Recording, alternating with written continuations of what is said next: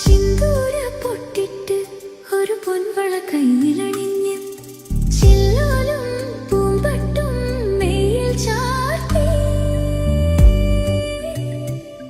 ഞാൻ അഹനയാണ്. ഞാൻ അമ്പലക്കരയിൽ നിന്നാണ് വരുന്നത്. നിറമുത്തു വിളക്കു കൊളുത്തി നിന്നാമം മന്ത്രം പോൽ ഉള്ളിൽ ചൊല്ലി.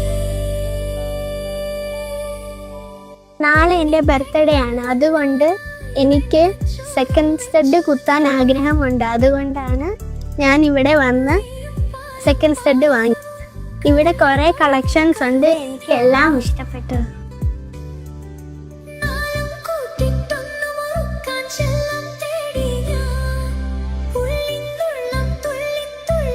Thank you Bhagya golden diamonds.